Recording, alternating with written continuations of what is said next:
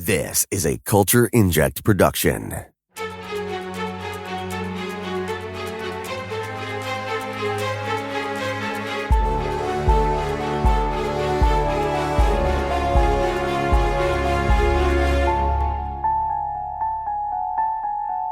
Hello, everyone, and welcome back to the Podcast. This week, we are jumping back into the illustrious, dangerous women of the Whedonverse with part 2 of the Monstrous women of Buffy and Angel.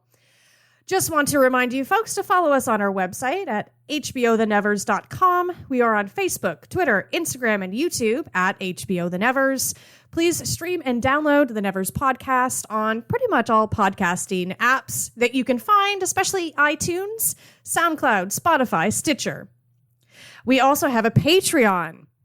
So just search the Nevers Podcast or Google the Nevers Podcast Patreon. And benefits of backing us include personalized shoutouts on the podcast, access to our VIP Facebook group, awesome The Nevers Podcast swag, access to Dollhouse Awaken, our show where we revisit every episode of Dollhouse, and so much more. So much more. But folks, before we jump into this monstrous episode, we really have to thank here over at the Nevers Podcast our brand new Patreon supporter. Their name is Lady Merlin, and we adore you. Thank you so much for your support. Again, thank you to our Patreon supporters, because without you, we'd be living in the dark. So let's catch up with everyone. Today I have, as my co-host, we have Gina, Heather. Hello. And I want to welcome back my co-host over at I Spit on Your Podcast of the Spinsters of Horror, Jessica. Hi. Thank you for having me back. Excellent. So we'll just do a quick catch up here because we all haven't been together in a while. I definitely haven't been around in a little bit. I'm happy to be somewhat back. I'm mainly skulking in the shadows. As Kelly does. As I do. Well, let's first start with Jess. So if you had listened to the first Monstrous Women, Jess kind of talked about her affiliation with myself and this podcast and whatnot. But Jess, why don't you tell us a little bit more about yourself and share your favorite female characters of the Whedonverse? All right. Well, to people who don't know who I am, like Kelly said, I am the co-host of I Spit on Your Podcast and Spinster number 1 of Spinsters of Horror, where Kelly and I talk about all kinds of different horror movies and different mediums. And just recently, did our episode 25, second anniversary episode, where we talked about, 2 years of the podcast and celebrating that. And then this month we're doing Buffy. So we're ending Buffy. It's the end of Buffy for us. We're exploring seasons 6 and 7. And my favorite female characters of the Whedonverse. Well, right now, because Buffy is so fresh in my mind, it is Faith, Anya, and Willow. And when it comes to the actual Whedonverse, is it River from Firefly? River and Wash's wife. Zoe, thank you. Sorry, it's been so long since I watched Firefly, even though I love it. And then I love Dollhouse. It's been a long time since I revisited it, which I will be doing because I got season 2 again. So, yeah. woohoo! And how about you, Heather? What you been up to and your favorite female characters? So work, and then do hobby stuff like podcast stuff on the weekend. It feels like every day is Wednesday anymore. Do you know what I mean? Like everything's the same. There's, we don't go anywhere. There's not anything to really look forward to as far as events, because you can't really leave the house and go mingle. So it's a little depressing, but I've kind of thrown myself into podcast work hardcore, so it keeps me occupied. I just watched an amazing limited series called Devs that's on FX. It deals with, ultimately deals with multiverse theory versus determinate theory, that everything is going to happen no matter what you do. You're on a fixed timeline. You were always going to do what you were meant to do, and there's no branching out from it. And the central thing is can you then predict the future if you can engineer a computer that's strong enough to do the math of that kind of thing? Wow. It's super deep, and it's also really ethereal and atmospheric, and it's Nick Offerman, who's an amazing actor. is the lead. And it's really, there are a few shows that I tear through, right? That I just cannot stop watching. And this was one of them. And I don't even know, it may be a one-off kind of thing because it ended at it's not considered a series, so it doesn't have a season. It was just this 8-episode kind of mini-series thing, so I don't even know if there'll be more. But the guy that is the producer-director also wrote 28 Days Later, Alex Garland. He wrote Ex Machina. He wrote Annihilation. Yeah, so huge fan. I didn't even realize till I started watching it, and I was like, oh yeah, I love this guy, so... And on the subject of subs versus dubs, I tend to be a subtitle person, but I will not watch Samurai Champloo without the dub because that is the most amazing voice cast ever, and it wouldn't be the same. Yeah. So there's my 2 cents. So now I know what subs versus dubs is. Subtitles versus dubbing. Yeah, Okay. yeah. I thought it was like a character thing, a story thing. I have no idea. When she first said it, I was like, is that like a BDSM thing? Like, and then I was like, oh no, she's talking about subtitles. Yeah. No. Exactly. And I was like, I'm just going to do the thing where I was like, I don't know what anyone is talking about again. So I don't know. Okay. And for myself, I'm personally on stress/sick leave from my job. So that's why I haven't been around, focusing on feeling better, stop having anxiety, and get back to being awesome. I blew through a rewatch of Hannibal, and hot damn, that show is incredible inside and out. So much. I love the forensic science, the psychiatry, the psychology.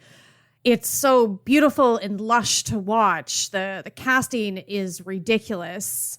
The acting is brilliant. And the only thing that I would say that I'm sad about is that there should be way more Gina Torres. Holy moly, was she underutilized? Yeah, so very, very small role, but yeah, the female characters I love so much in that show. I really wish there was more of her, though. Holy moly, Gina Torres. Hannibal's next on my list now that I've finished Devs, so. Yes, please, definitely. We'll chat about it. It's just ridiculous, and it's so graphic, and it's so violent, yet it's so stunningly beautiful. The set design, I was going to say creature design, but no, there's no creatures. It's not supernatural. But there's like really interesting serial killers and different types of scenarios. And I watched a lot of that and blew right through it within a couple of weeks again. So yeah, that's essentially what I've been up to and watching a hell of a lot of horror movies. I forgot my female characters. I didn't even say yes, right. I just like blew past that. Anyways, yes, tell us. Sorry. So I love, it's kind of like picking your favorite horse or movie or something. Like, there can't be just one, and it kind of changes depending on what your mood is, but I will always love Illyria and Anya. Like, I love Buffy, I love Faith, but this week I love Illyria and Anya because they're just like, there's no filter, right? They're just unapologetically them, you know, and we'll get into it with Anya, obviously, but I love Illyria's just absolute, especially at the beginning, her lack of use for anyone in this universe, and, you know, being offended that Cheesean has to speak American English, and talking about, you know, how words are awful in her mouth and blah, blah, blah, blah. I just thought, you know, Fred's a great character, but Amy Acker really showed her chops when she switched to Illyria. Like, Illyria is just such a brilliantly conceived character. Yeah, right? And like that costume design is so cool. Like, she is so rad. I was never skinny enough to cosplay that, but if I had been, if I was younger, because cosplay was a thing, but it was very much a closet thing when I was young enough to get away with that, I would be all about Illyria. Mm-hmm. Like the cold blue eyes and the blue in the hair, and oh boy, and just kind of the plate leather, so good. Yeah, it was a wonderful, wonderful design. For myself, I feel like you, Heather, just like anytime like I'll rewatch Buffy and I'm like, no, but this character, or this episode, I'm like, this character. It happens all the time with these really wonderful ensemble casts. But in the end, for sure, it will be Faith. Yeah. Drusilla. Probably Darla. I love Darla. Darla's so underappreciated, and we can get into that, but yeah. Yeah, I feel very strongly about the Angel and Buffy characters. Not that the Firefly women, Dollhouse women, but I'm just like, maybe just because I've spent more time with them on like a personal level and like a research level, but the female characters in Buffy and Angel just... Well, we had a lot more time with them. Yeah. You know? Yeah, it's very true. Firefly, very, very little. Zoe is pretty rad. Again, more Gina Torres in the world. I love Dollhouse. And folks, if you're on our Patreon, you can hear all of our Dollhouse thoughts. I just love Eliza Dushku as a human being and actress, so we'll say that. Okay, moving on. Well, sadly, there's no news to report for the Nevers or, anything of that regard, so we can just jump through that and get right into our discussion. First, we're going to start off with everyone's favorite Victorian hysterical woman, Drusilla. Bless me, Father, for I have sinned. It's been 2 days since my last confession. So what was everyone's initial first impressions with her? So her and Spike blew onto the scene in School Hard in season 2 of Buffy. So what were your initial impressions? Let's start with that. You're like, bam, here's Drusilla and Spike. What's up with that? Amazing. Like, I remember when we just recently watched that episode too for Drunken Cinema Night with School Hard, and just remembering like how of an impact those characters when they came onto the scene and how that makes us feel. Like, you're like, oh, shit's getting real. We've got some good vampires coming on here. And especially with Drusilla, when she comes out of the shadows and she's just like, she's very seductive, but yet at the same time too creepy and mysterious. And you're like, oh, what are we getting into with this character? That's how I felt when I first met Drusilla. School Hard is what sold me on Buffy. Like, that was the nail, right? I had gotten through season 1. I didn't watch it when it aired, so I blew through season 1, and I knew that it was very hit or miss, and it was only 12 episodes. And, the first and second episode of season 2 were way better produced, and then it got to 3, and 3 just blew my doors off, because School Hard was episode 3. And Drusilla, especially, when she comes floating kind of on screen, this mix of, and you're in trouble, because it's this mix of dread music, but still kind of this baby doll vibe she's got going. And you were like, I don't know who this chick is yet, but she's dangerous. There was this one slayer during the Boxer Rebellion. Drusilla. You shouldn't be walking around. You're weak. Look at all the people. Are these nice people? We're getting along. This one has power. Like, you hadn't seen, because the Master was kind of scary, but I always felt his makeup took me out of it a little bit. Like, I love Mark Metcalf, don't get me wrong, but the fruit punch mouth messed me up every time. Yeah. Drusilla came out with those nails and just Juliet Landau, God bless her. She just ripped everybody's face off, like, so subtly, but. And then that iconic shot where they put their heads together, her and Monstrous, Spike and Drusilla, and I was just like, this is Mickey and Mallory, and they are gonna tear this season apart. And I'm here for it. You know what I mean? Like, it was just that whole episode and her putting that perfect foil of innocence, but that that's not what it is. Like, she's innocent and she's crazy and she's deadly, and oh, here we go, right? It was just great. It was great. Like Jess said, like, shit's getting real. What is this season going to be? Well, they become agreed. They're the Bonnie and Clyde of Buffy, of the Buffy series, absolutely. Right? Yeah. I love that you said that she like floated into the scene, which is exactly what happened. She's like, there's this ethereal presence and she kind of just appears, and it's incredible. Yeah, the two of them definitely have a wonderful chemistry as Drusilla and Spike, in that you know, building that relationship together and that danger between the two of them. But I really love how you pointed out that, yeah, Drusilla is the one with the power, you know, and he's kind of like her, you know, that the keeper in the sense that, like, when she regains her full power again, she will be this force to be reckoned with. And that's what I love too, when you see her later on talking to the dolls, and I'm just like, oh no, we've got a crazy vampire. I always love Spike's. I love Spike's deference towards the women he loved, Drusilla in particular. He was a horrible monster, and obviously neither one of them were human, but something got through with Spike, right? Because the way that he doted upon her was kind of like, it was romantic, and it was something to strive for with kind of the ideal relationship, a man that loves you unconditionally, protects you, takes care of you when you're sick, even though they're both, you know, monsters and vampires, and they will eat you rather than look at you. And it's just, you know, it was just like, oh, that's so sweet, right? In a really messed up way. Oh, yeah. For a demented love. But yeah, like, I always felt like Spike never made fun of Drusilla. Like, there were some jokes that were played, but, like, we're all laughing with them, not at her. And he took her very seriously, and I personally loved that. I loved that a lot. And juxtapose that with how he treats Harmony when we get to her. You know, it's absolutely heartbreaking to me. So let's say, you know, throughout the Whedonverse, and is one thing that I was listening to the 1-year anniversary of the Nevers podcast, and I'm so sorry, it might have been Heather or Gina that mentioned this, but it's really wonderful throughout Buffy and throughout Angel. I think it was Gina.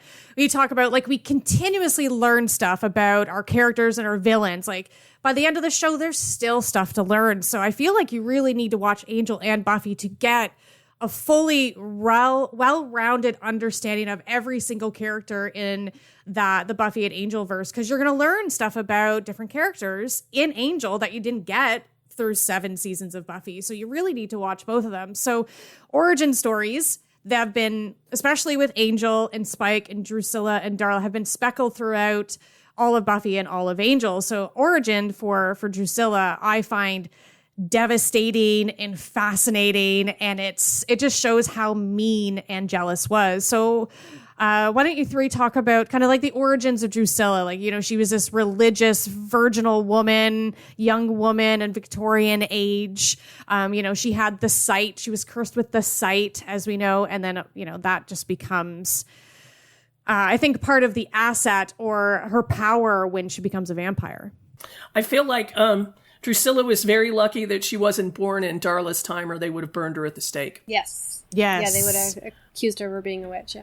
I don't think we ever understood, and I was thinking about this when I was going back through your writings, Kelly, how her power was perceived by her family, her church, that kind of thing. It was just stated that she had the gift, right? But it was so clear that Angel was so fixated on corrupting this poor girl. And they don't get into details except to say that he killed her family and tortured her, drove her mad, and then made her a vampire. I often wonder how long it took. I mean, I know that's sadist, but I want more details about that, because they always allude to what an artist Angel is in the art of the kill. Like, he's, you know, in this, you know, Sun Tzu of, if what have you, of the art of, you know, being a vampire and drawing it out. He's the pleasure principle, right, of murder, I guess. And poor Drusilla would have had no idea. She would have been sheltered. She would have been, you know, she would have been lightly schooled, and most of that would be teaching her manners and needlepoint and art, and depending on what level of the society she came from. She, like, how did he get to her, right? You know what I mean? You talked about it, Gina, where he was outside the house cackling when the phone call came about Jenny from that episode. That must have been the same thing for him. He must have done things and then left them for her to find them, for her family to find them, and picked them off one by one. And just, I can't imagine in that era, what do you do when you're a young woman like that and you're powerless, and the cops are, you know, they're not going to believe you. The church is not going to believe you. I mean, Well, was Drusilla not in a covenant? Like, she was sent to live with a bunch of nuns because she started to go mad, like, and her family were concerned about her. And I felt like what happened to Drusilla, like, happened over years. Like, Angel was like, he got fixated on her and was like, "You're so pure, you're so virginal, you have this gift." And I'm wondering if this all happened to her around the spiritualist movement, you know. And he's like, "I'm just gonna mess with you." And then over years, you know, driving her slowly mad and saying that she's put into a covenant thinking that God's gonna save her. She's fine. And then he just like, you know, there is no God. I'm your God now. And destroys her. Sorry. I went to kind of went to a Hellraiser motif there. Like, I'm your God now, Angel and jealous. And then. Well, yeah, but it's very true though. Very true. I don't know about her ever being put in a convent. I don't remember. I can't. Yeah. Maybe that was just. She's dressed. No, I think that was briefly mentioned. It may have been after her. Yeah, good memory. Like, speaking of trying to be safe, maybe that was her last resort to try and...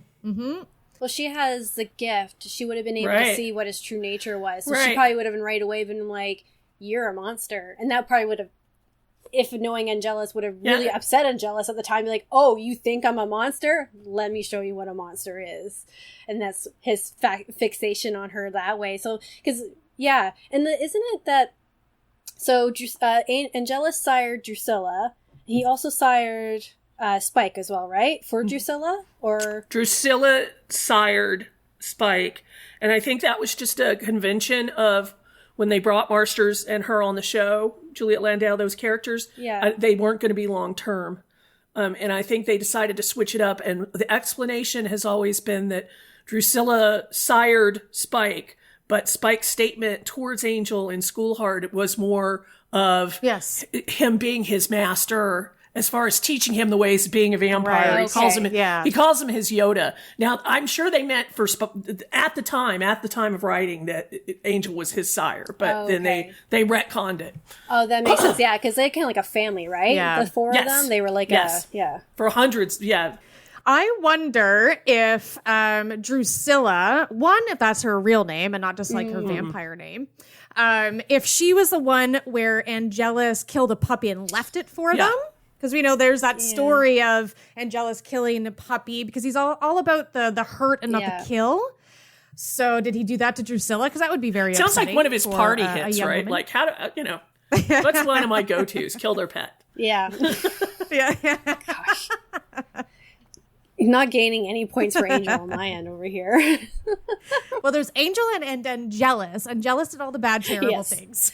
But that's why I find it so fascinating in season 2 of Buffy. Like, I've mentioned this before in this podcast. Like, I feel like Drusilla is the worst thing Angelus has ever done. So I love getting into Angel's mind when it comes to Drusilla. Like, how does he see her? And yet part of him, I feel like, is still very fascinated by her, even though he's Angel. Because obviously Angelus still lives inside him. So, and he knows her so well. Well, Angelus does, but Angel does too. So I don't know. It's interesting to say that.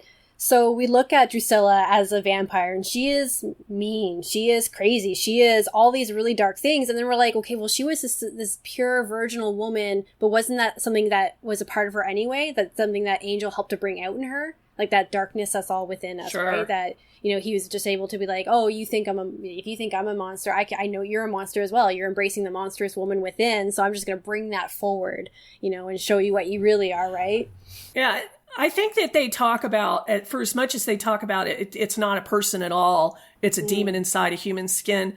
But our established characters have let us know that whatever comes out when they were a human as a vampire was part of them. And there's a tie there.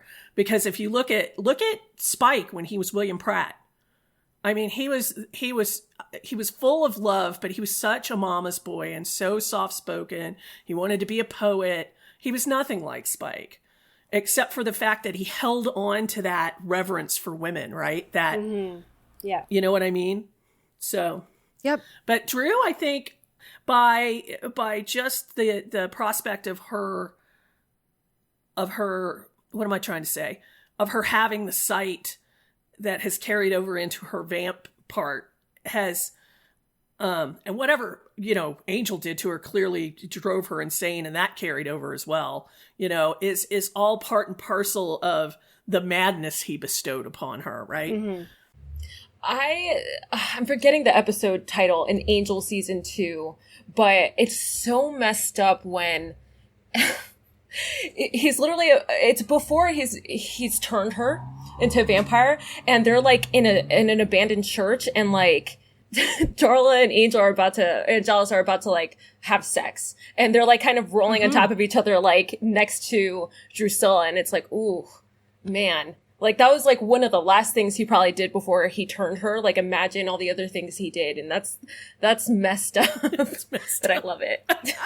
Yeah, which might be, and that's a really great point, which might bring in to the fact that her, and we'll get into her vampire life now, great segue, is that she plays up a lot of this, like, bondage, like highly quote unquote deviant sexuality as a vampire. So that's really interesting that you say that, Gina, because she probably saw a lot of things that blew her, very pious mind. So seeing that, maybe a lot of that stuff right before being turned, and that just created this, well, Drusilla as we know and love. She's, mentally unstable. She's hysterical. She's demented. So I think that's a fascinating thing. And maybe that is an aspect of why her sexuality is so perverse, so to speak.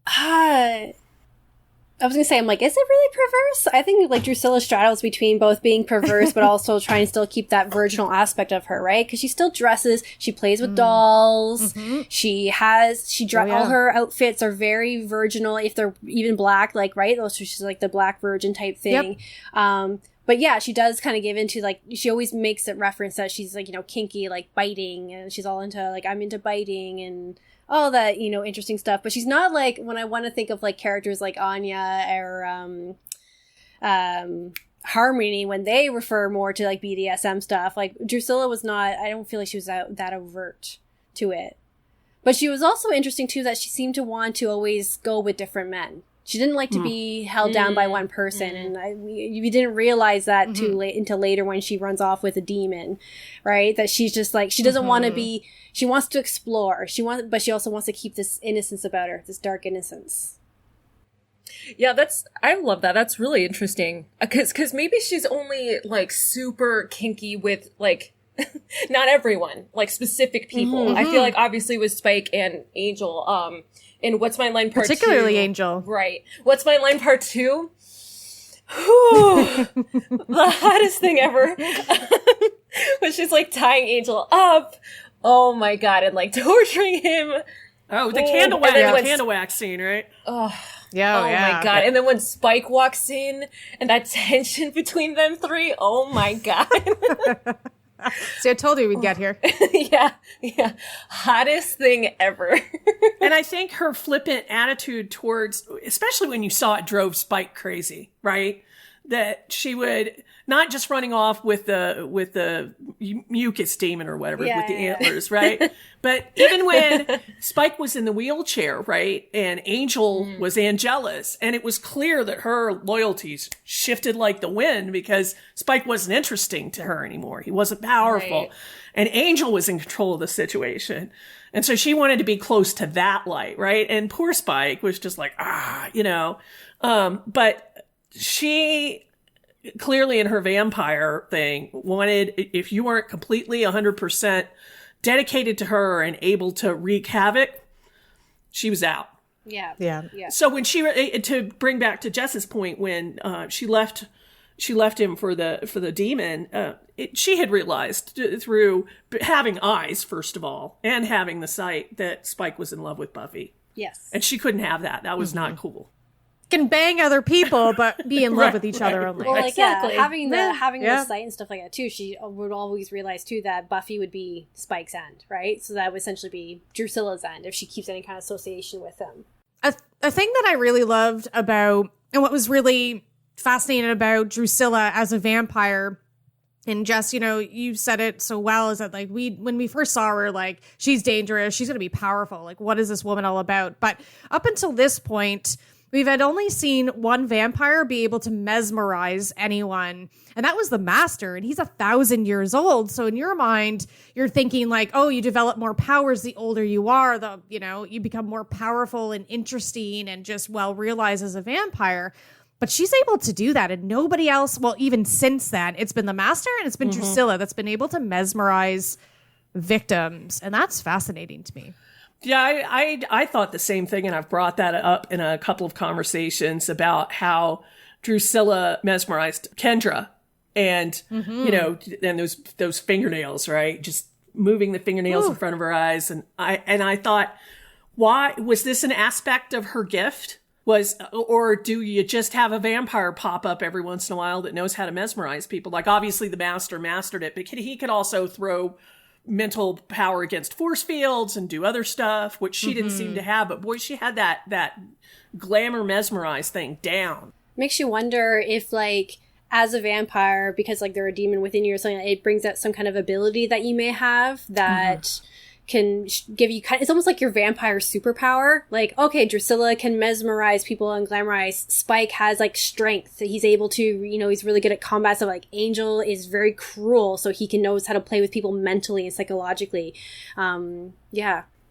But I feel like with Angel and Spike, those would just be extrapolations of just personality.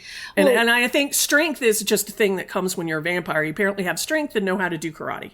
Immediately know how to do karate. I was just thinking too with like Darla, like her ability to adapt, because when she was, and I know I'm jumping ahead, but with her being a prostitute, you have to learn to adapt and survive. And with Darla, that became her kind of like ability to, she honed that skill very well. What if Angelus knew that was like a power that vampires could have, but maybe they had to kind of like own it and learn about it and practice it? So maybe what if he wanted Drusilla to be able to do that and kind of had a feeling that she would be able to, And I don't know, now I'm imagining like him, like, it was all part of his plan, diabolical plan. Yeah, it makes you wonder about this whole vampire lore. I think clearly if he was looking for that, he knew that seers existed. If they do exist, an aspect of a seer's gift is to be able to mesmerize or glamour people. So right. Plus he never probably got his hands on one, so it was like a total kink to torture a seer. Do you know what I mean? Yep. Oh yeah, that's very Angelus. That's very on brand. This episode of the Nevers Podcast is sponsored by Dead Good Tees, aficionados of the sci-fi and horror genre and creators of premium heavyweight t-shirts and hoodies that are built to last. Dead Good Tees ships worldwide, so whether you're braving the Arctic winds of the Yukon or strolling the beaches of beautiful Thailand, Dead Good Tees has you covered. Thank you to Dead Good Tees for supporting quality podcasting. Start shopping today at deadgoodtees.co.uk. And don't forget, you can follow them online at Dead Good Tees. Hi, I'm Darla. Should we move on to Darla then? Since we kind of segued into it? All right. So Darla, one of my other favorite vampiric women. Again, to fully understand Darla, you got to watch Buffy and Angel. So she is our prostitute. So we're going to go into our initial impressions, but she is the very first woman, first person, first vampire that we see when Buffy the Vampire Slayer starts. And like, that's huge. And I feel like sometimes I forget, and sometimes a lot of people forget that she was the first one that we meet. And she is the one that she like set the tone and the themes for like the whole show. And that's huge. And so important and so incredible to it. So everyone's first impression, which essentially is the first episode of Buffy. With Darla, I didn't realize that she would have such an interesting backstory, and I feel like she got killed off way too early, in my opinion, because like Kelly said, you see her in the first episode, and you're like, oh, she's just one of the Master's like lackeys, and he just works for him, and then she just dies so quickly, and then as you continue watching Buffy, and you learn more about Angel's story, and learn that how she was like his sire, and she was so important. She was the next most powerful vampire to the Master. And I'm like, oh, really? And then I know I didn't watch all of Angel, but I know I've seen some episodes where she comes back and stuff like that. And I was just like, so why did we kill her off so soon in season 1? I want to see more of Darla. So at first I didn't think she was, I thought she was a nobody character when I first saw her come on. And then she died. I was like, okay, you know. But then I learned more about her. I was like, wow, she was, you know, an opportunity lost, I found. Mm-hmm. Which is probably why they brought her back. She was much more fully realized in Angel. She, when she was in season 1, I found her, and she was meant to be a trope. She was meant to be the innocent blonde girl in the schoolgirl outfit, you know, is going to get taken out by something because she's the victim because she's transgressed, right? Yes. She's running around with a boy and of course that, you know, flips it on its head, which to now sounds cliche, but back then it was, you know, in 97 when the show started, it was groundbreaking, right? Yeah. But she remained kind of this childish, churlish, you know, dyingly devoted to the master and doing his bidding, whereas they totally flipped the script in Angel where she became this kind of powerful matriarch figure. And I enjoyed that Darla so much better and she got the job done. And she showed that in her own way, at least in Buffy, she was, you know, a powerful female character and a monster, but the Darla and Angel is just such a symphony of contradiction and power that and emotion. Yeah, absolutely. Ooh, beautifully said. Oh my God. How do I follow that? So I first watched Buffy in 2011 and I have such a weird past, but I feel like that's when I really started realizing that I was a feminist. It's sad that it took that long, that I was in college, like my senior late year. Than never. Ooh, it's true. It's true. So, when my friend was like, we need to watch Buffy, and I was like, sorry, I don't watch TV shows. He's like, please just give it a chance. You'll love it. I'm like, sure. And when it started with Darla turning into a vamp and just freaking killing that guy, in my head, I was like, wait. Is this real? Is this? And I was like, there's no way that this is going to be the most feminist thing that happens. And then that's it. And then I'm not going to like the show. But I think it, like Kelly said, it's the perfect way to start Buffy. And it just blew my mind. And weirdly enough, I watched the first few seasons of Dexter before Buffy. Dexter was my first TV show, which is weird. So I love Julie Benz. Yeah, ever. I have a weird past. I was going to say.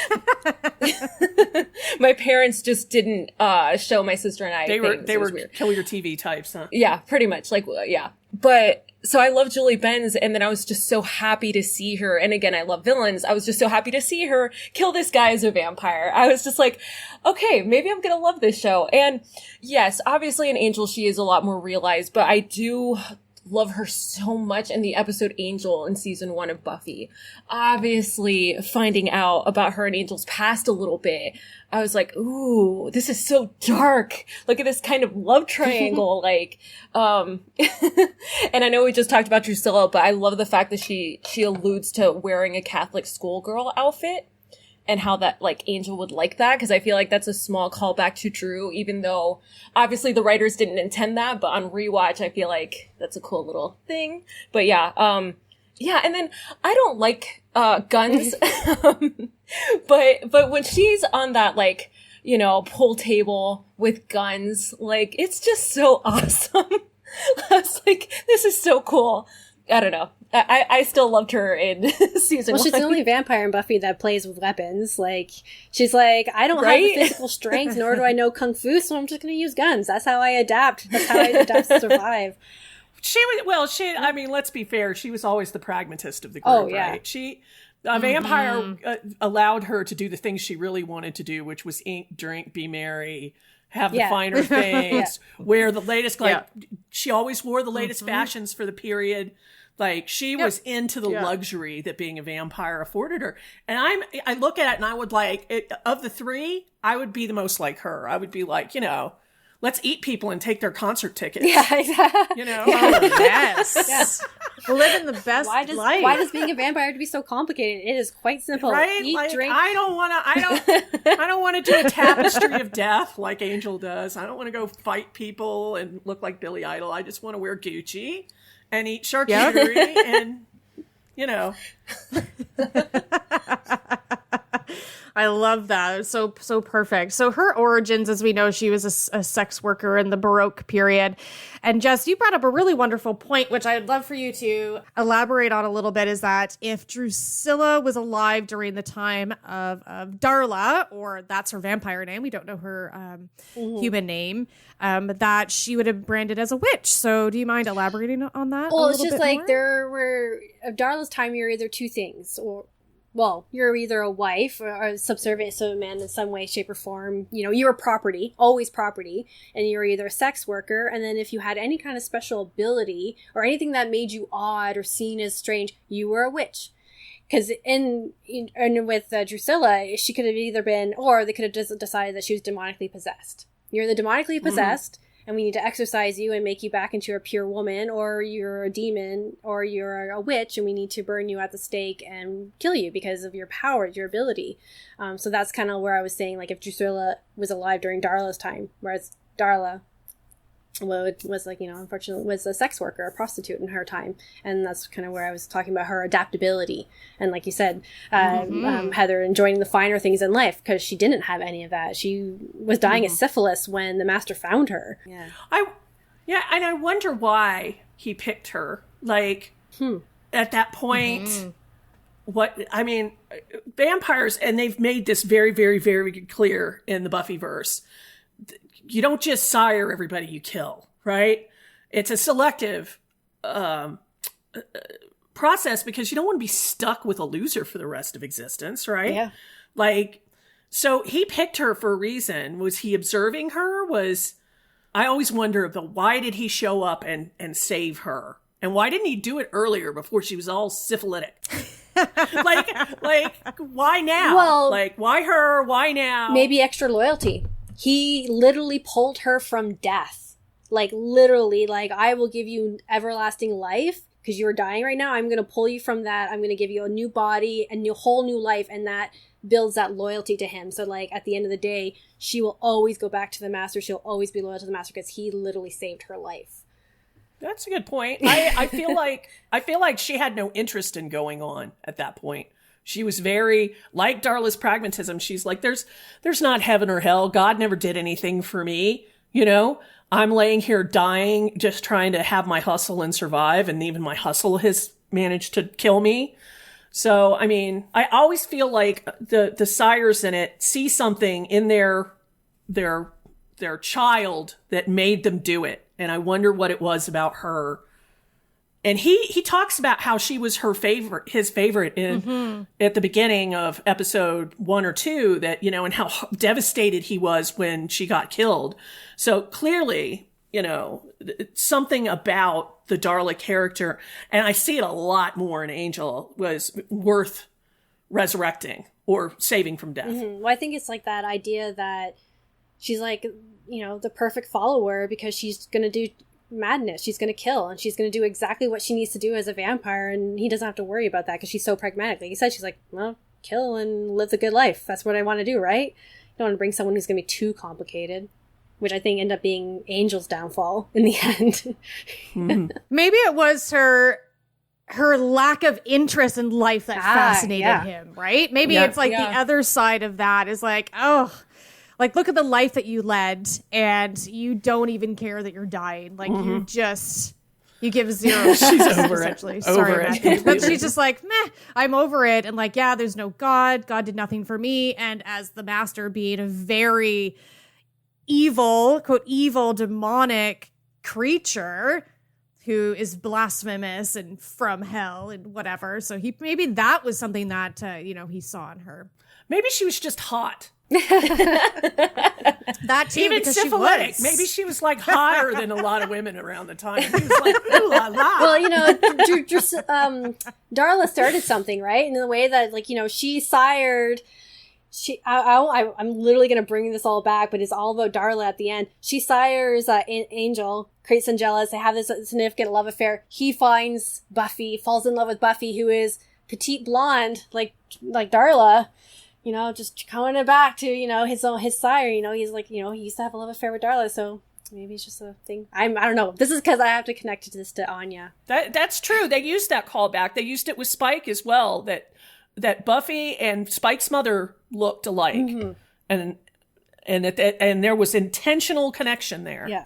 Whoa, I've never thought about that either. My mind is being blown. Like I've read in a number of places that his mother was meant to look like Buffy with the long, flowing blonde hair, and because that was his connection to womanhood, was his his view of women and femininity was his mother. Yeah.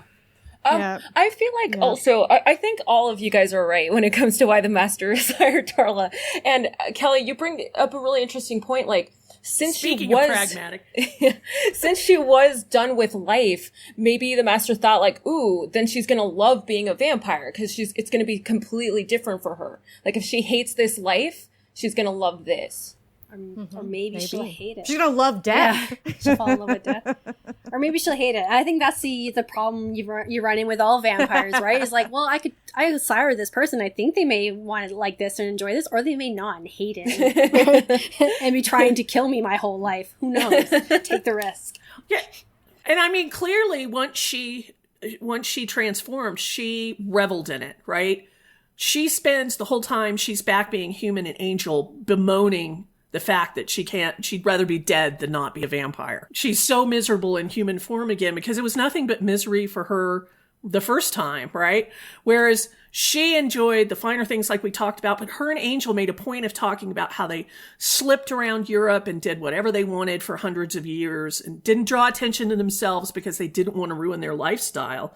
The biggest thing that can happen to a vampire is having a torch-bearing mob after you, right? And that happens a couple of times. So when they take Spike on and he keeps drawing attention to them, it's problematic because it messes up their almost human lifestyle, except that they have to go, drink blood. Agreed. I'm called back to that time in, it might have been a flashback in Angel where, that torch wielding mob chasing them into like a barn, and she's like, I'm not gonna sleep with the cattle and the hay. And Angel doesn't, like, Angelus doesn't care, and he's like, well, we're gonna be saved, like we have to protect ourselves. She's like, no, see ya. Jumps on a horse and leaves. She's like, no, I'm not doing this.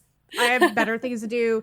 This is not how I'm gonna live my vampire life. I deserve better than this. And I love that she believes that in herself. She's like, I have agency now, and I am doing what I want. Yeah. What was it? Did any of you see Drugstore Cowboys? So it's a adaptation. It's a Gus Van Sant movie. It's an adaptation of a book about a gang of people that go around knocking over pharmacies in the 70s or 80s and to get pills, right? And this is not now during our pill epidemic. This is in the past. And it's Matt Dillon and Kelly, I can't remember her last name, but at one point he gets sober after they had this huge crime spree, and that's their lifestyle, right? Much like being vampires. And he's like, I gotta get clean. I can't do this anymore. And Kelly's like, I'm not going with you. I don't want that. I don't want the straight life. It's hard. I'd rather be high. Mm-hmm. And she leaves him. Mm-hmm. And I'd seen that movie before I had seen Angel, and I was like, God, that's agency. That's when you're like, I don't care what my man's doing. This is what I want to do, for good or bad, self-destructive or not. She was like, nope, I'm out. Darla. Self-preservation. Exactly. Darla played in a man's world, and it literally almost got her killed, right? It got her diseased, and she had no life. She's like, nope, this is my life now. I'm not playing the man's game. Like, this is what I'm doing. She also loves Angelus in her own way.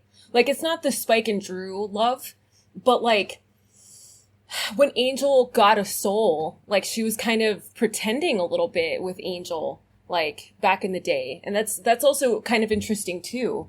Like, why wouldn't she just, like, turn him away completely? I don't know. I think she kept waiting for him to snap out of it. Yeah, right? I mean, there is that scene where she's finally like, I can't deal with this. Your mopiness and your soul having. I am not interested. You're not going to need a baby? But maybe it comes back to the loyalty thing that Jess was bringing up, because you don't see Darla really in any other romantic entanglement through the entirety of Buffy and Angel. It's Angelus from beginning to end. And I think maybe it comes down to that loyalty. And she's a very emotional vamp. A lot of these vampires they're very emotional. she's incredibly emotional, and she's driven so much by those feminine traits, let's call them, and I believe I called them that in my blog post. But yeah, she's very, very loyal, and she really doesn't have any other committed romantic relationships in the show. I also feel like, if on the pragmatist note, I think in a way her and Angel were very similar. They lived very dissolute lives in the real life. Her being a prostitute, him being a drunk and a layabout, and, you know, constantly being berated by his father for being terrible. And when they found each other and she transformed him, they were able to take that, I don't want to say rage, but that appreciation of the dissolution of the depravity and just go out and wreak havoc together. And I think, you know, that was the closest you were going to get to love from them. Did they love each other? Yeah, but not romantically. I think it was the mirror looking back at each other darkly. Yeah. Do you know what I mean? Love because they understood each other. And you're not gonna run around terrorizing people for 200 years without, even beyond the sire bond. I think that it was very, for both of them, very meaningful. Whether it was love or not is questionable, but it was definitely powerful. Yeah. I'll briefly bring up, and we'll move on to Harmony and Glory, mainly Harmony, but a common trope for female vampires, and one of the things that I brought up in my blog post is, over many years of seeing female vampires in films, they're always, most of the time they're portrayed as lesbians, or at least as bisexuals, and some of our Whedonverse vampires are that, but I feel like Darla does not fit into that. She doesn't really lend herself to showing any kind of sexual feelings towards anybody else that isn't male. I feel like Drusilla plays with that a little bit, but Darla seems to be quite heterosexual. I'd agree with that. Season 5 of Angel, though. And now I'm forgetting the episode title. You know, okay, I can agree with that. I feel like maybe her exception is Drusilla, and maybe not even because just because of the way they, you know, spend time together back in the day, you know? Yeah. To bring that back to the pragmatism, like, well, the four of us have spent like 100 years together, and well, we're there, and this seems like extravagant and fun and easy. Right. And if I could like put terms on it, they've all had a polyamorous lifestyle, and Drusilla is her metamor in a way. So they have already this bonded relationship between them. Maybe I kind of always felt like, until Angel later, when she was made human and then vamped out again by, I believe it was Drew, right? Yes. Oh, she didn't have any use for Drusilla. She seemed very bored of Drusilla and Drusilla's ramblings. Like, you could just almost watch her eyes roll back in her head every time Drew ever said something. So I think that sisterhood sexual tension thing came in later.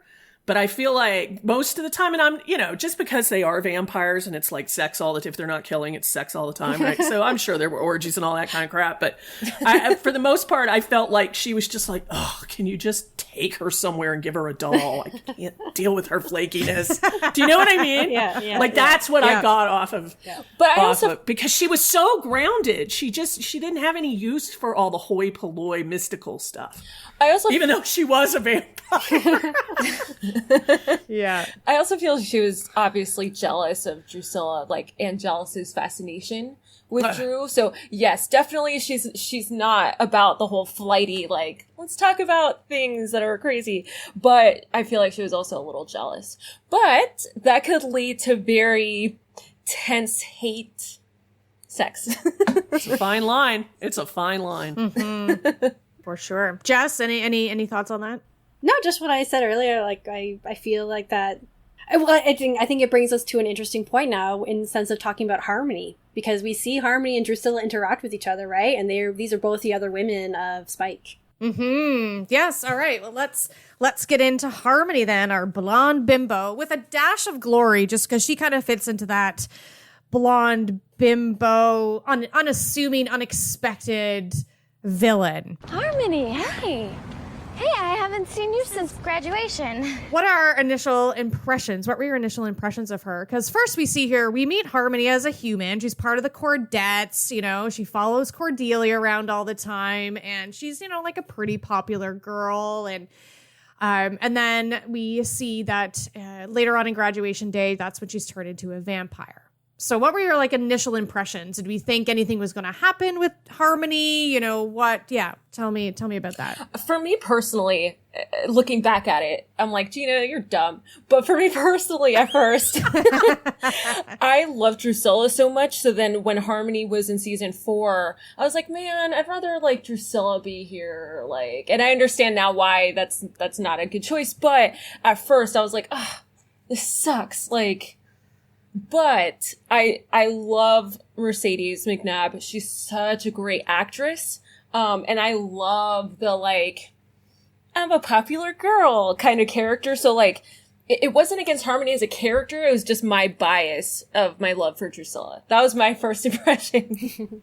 The very first time I ever met Harmony, I saw her and I was like, hey, that's the blonde girl from Addams Family Values too. The one that went to Addams like, I'll drown you. Anyway, and so then I was like, so to me, I was just like, oh, she's just a minor character who we're going to see every so often, who's going to play off of Cordelia and help us to realize how much Cordelia as an individual has grown through the series. So I didn't pay much attention to Harmony. And then when she showed up as a vampire and had a little more to do in the season, I was like, okay, well, this is interesting. We're seeing a different type of vampire. We're seeing a new vampire. We're seeing what is it like to be a girl, a woman being just turned into a vampire and doing her thing, right? Because she's no longer popular. Like, I'm like, how does she deal with having her family and explain to them that she's a vampire now? Like, where does all that go? And then, of course, we see the, you know, relationship develop between her and Spike. And I was like, oh, that's unfortunate. Yeah. How about you, Heather? You know, Harmony was, you know, just another mean girl to me at the beginning. And it was one of the those things that I had to learn about how the Whedonverse works, is that just because they seem ancillary now, like Jonathan, right. like many people on the show. Yep.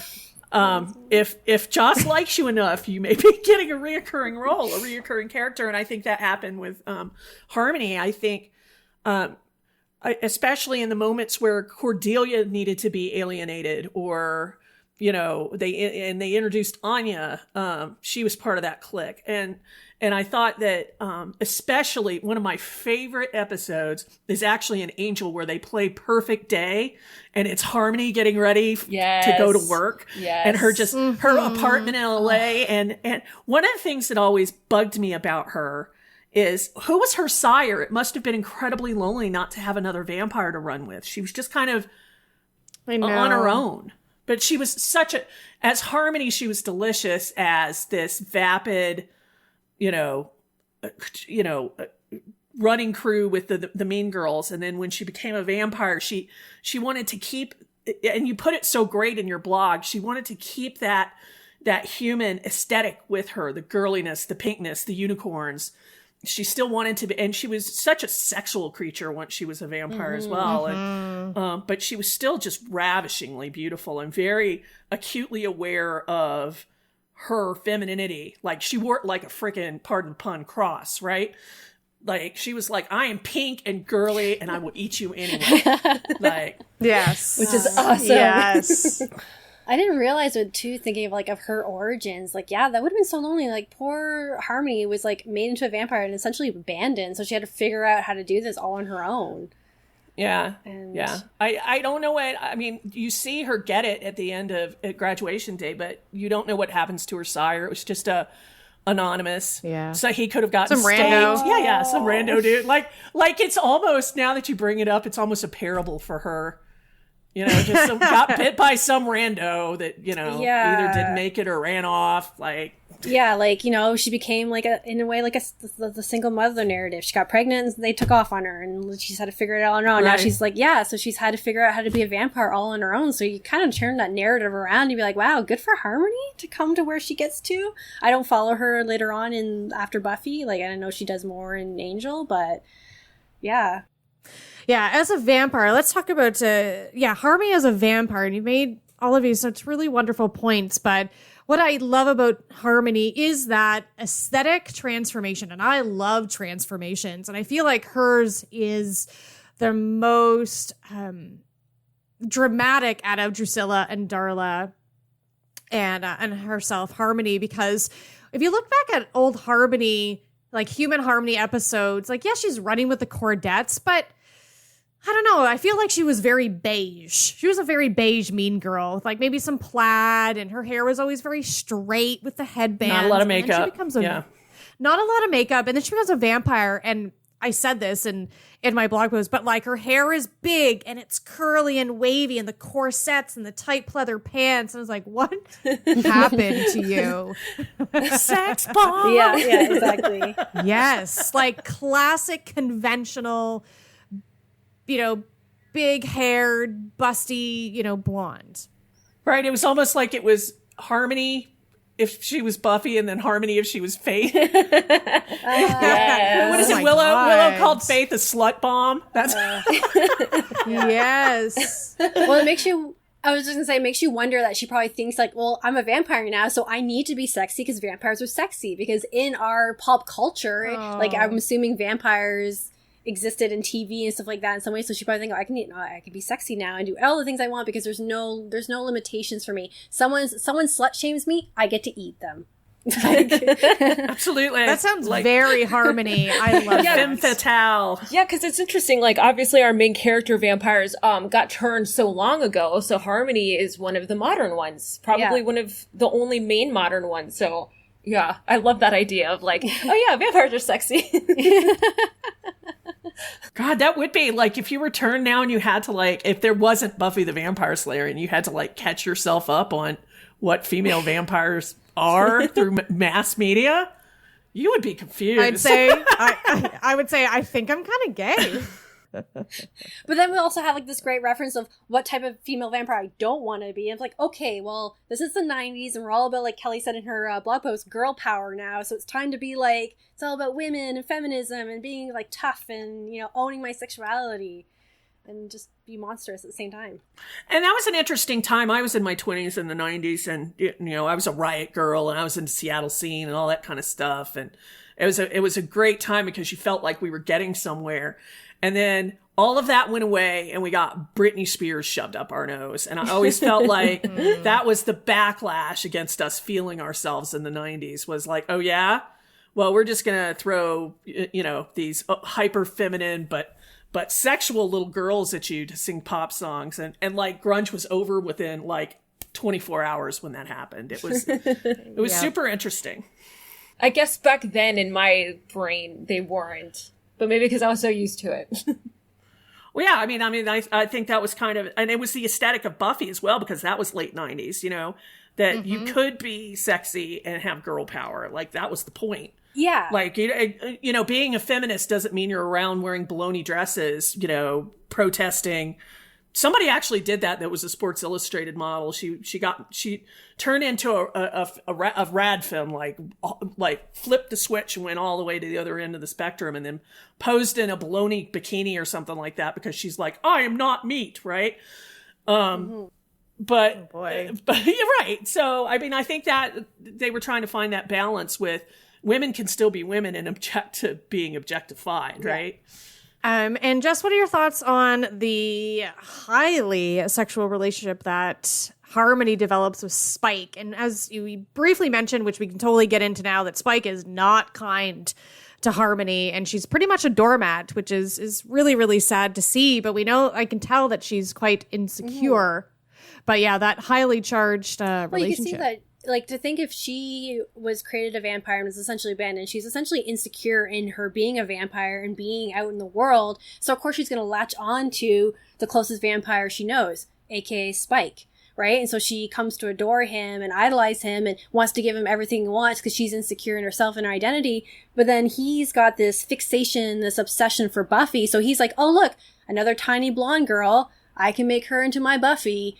And he tries to change her and she's trying her best to do what she can to satisfy him. But at the end of the day, she loses herself and she loses her identity, which is what we find out later on when she leaves Spike. And she's like, I realize that I can find myself and I don't need you. You were trying to make me into a Buffy.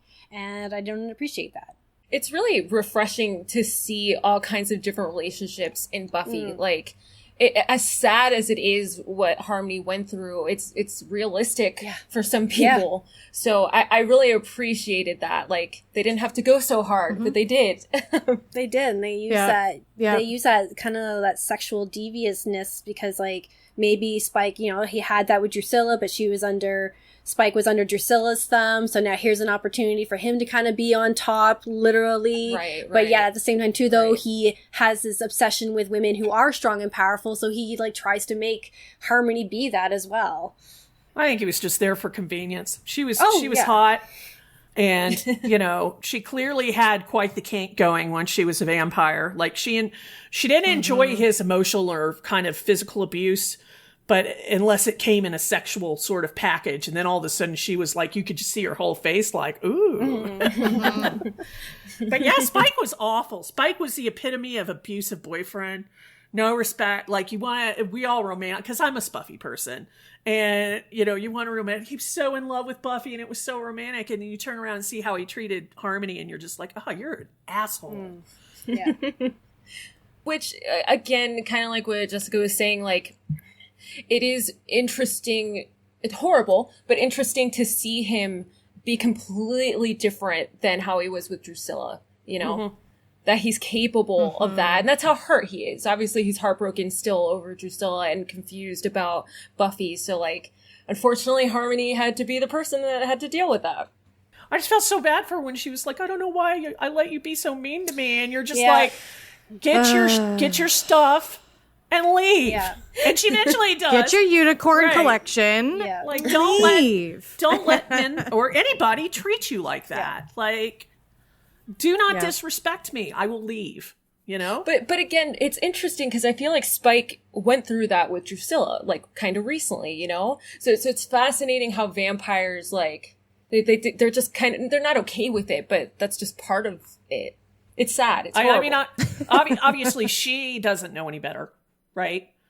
Well, she was like, even in life, she was kind of a joke to her friends.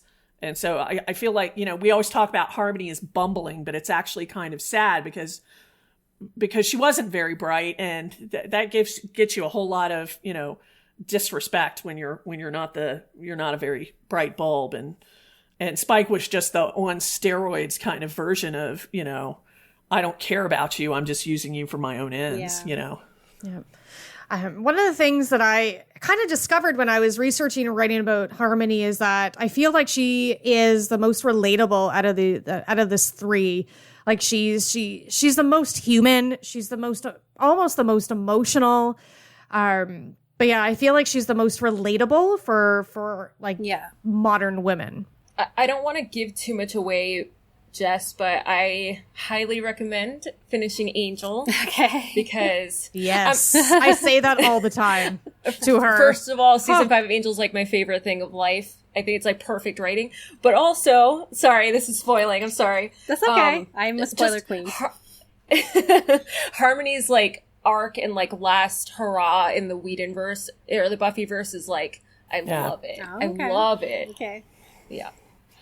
Well, and Harmony, you know, literally is the closest to her humanity, like you said, as the modern, you know, the modern vampire for the show, sired at the time of the show. Yes. Yeah. Right? And so she would understand modern conveniences. She would still be really close to her human emotions. And she represented that insecurity that we all have. Like, does she love me? Am I good enough? You know, she fails. People fail, and she gets back up again and keeps trying. Mm-hmm. You know, I mean, she's, in a way, she's, to me, the most endearing of the vampires because God love her, Harmony just keeps going no matter what. Harmony may not be smart enough to know to give up. Yeah.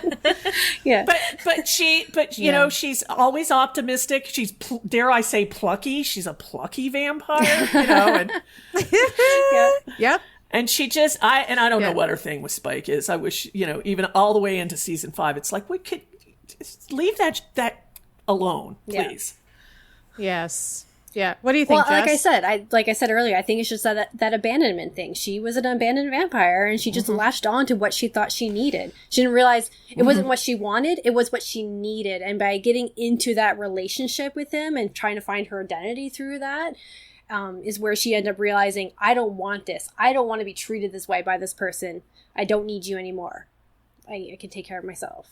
And it's kind of refreshing that she took a while. I mean, you know, for the audience, we're like, what are you doing? But, you know, realistically, sometimes, like, it takes a while to like, get the strength. Right, and she was, what, 17, 18? Yeah, she's young. Mm-hmm. She's just figuring it out. Yeah, I was such a stupid person when I was that age. Like, right. Of course it took you a while to get it together. Yeah. And I'm sorry, I'm going to say this, like, Spike is really hot. Noted. As a vampire, I feel like, you know, that kind of helped her a little bit. Oh, yeah. And big up for her being the only person on the planet to call him Blondie Bear. I just love how she's so different than Drusilla. Or she would never. Yeah. Yeah. Okay, well, we'll wrap this up. And I was having thoughts of maybe the Monstrous Women Part 3, where we can fully talk about Glory, maybe Lila. If you did like the gods and demons and Illyria, throw Illyria in there. Oh, yes, thank you. And I was like, who else can I throw in? Yeah, it's the Glory. I love human monsters, so Lila, Illyria. That's hard to say. Lila, Illyria. Okay, done. I don't know any of those women, so we'll learn from you later. Okay, you got to watch Angel. So that is, if you want to be part of Monstrous Women, how far did you get? Have to Jess? watch Angel. I got into season 2, and I didn't get very far after that. I have a very I don't care much for Angel, so I'm like, the series is all about him. He really does. I know. The first time but it's I not watched all it, about Angel him. didn't hold a candle to Buffy for me, but I have since changed my mind a little. Or a lot, actually. Angel himself I've always thought he's kind of a up his own butt, inward brooding sort of thing. But in the show, especially as an arc, I've come to appreciate it a lot more. Even season 4, which I thought was an unmitigated disaster, and season 5 is just a masterpiece. Yeah, I heard. Like so many. Yeah. I hear it's more adult and it's more darker, and you learn a lot more about these characters, right? And like I know that there is more. We learn more about Faith, and we see changes for Wesley. Sure. Like we see all these characters, and Cordelia, and Cordelia's arc is amazing. Wesley, but for me, behind Spike, Wesley's transformation is one of the most important, well done, lengthy arcs, and I mean it's just incredible.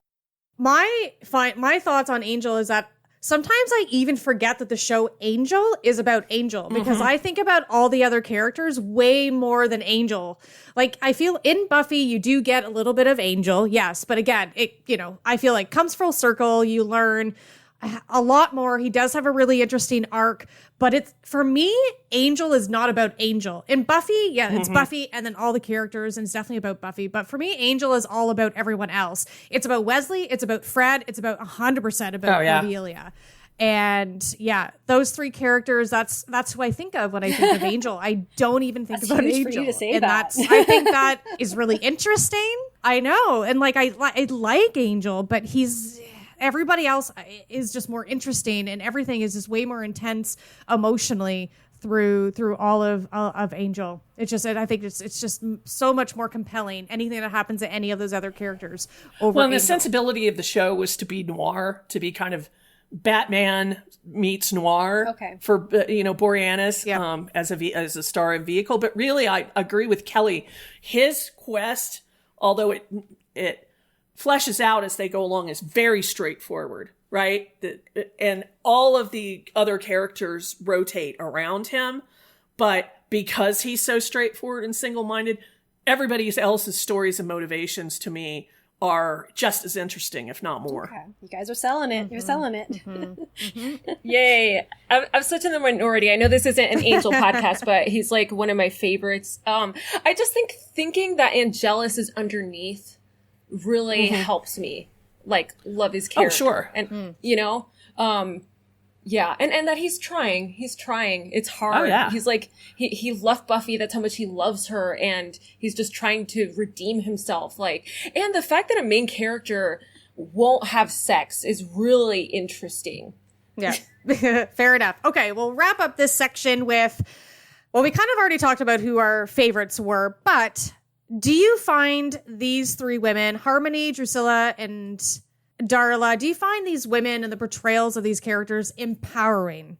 Jess. You've put me on the spot. We'll start with you. I am a toss-up right now between, and this is only because of reading the article on Anya and the other women in the Buffy season, and I do find them empowering in their own ways, but then I also find them less empowering in other ways. Yes. And I think it's because they both of them show up in the series Buffy, and they're all showing like these new ideas of femininity and women and all these different aspects, but in some way, shape, or form, they still kind of hold up a heteronormative narrative in the way that their interactions are with their male counterparts, you know, Angel, Spike, how they are treated by all the other characters, right? I love the fact that they're empowering because they uphold the monstrous woman, which is something that is a conversation that's coming a lot now, especially in the horror community, like embracing the monstrous women within us and finding our identities and not shying away from being powerful, and they're empowering that way. But at the same time too, though, they still kind of fall within this, you know, our identity is still some way attached to a man or a master in some way, shape, or form.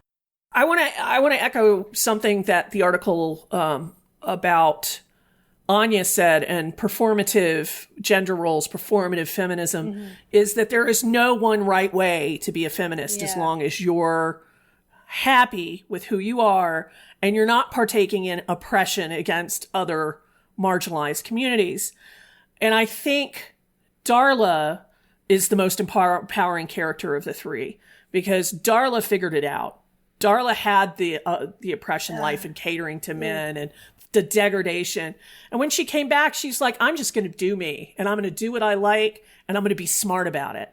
Like, Harmony tries, but Harmony is new, for one thing, and Harmony's not all there. And Drusilla definitely isn't all there. So I think as far as being empowering and having control of your destiny, Darla was clearly the most empowered, and she owned it. Owned it. And that's why I love that so much. I'm cheering on the inside and kind of on the outside. Yes. That's beautiful. Thank you. Gina. I'm going to say Drusilla.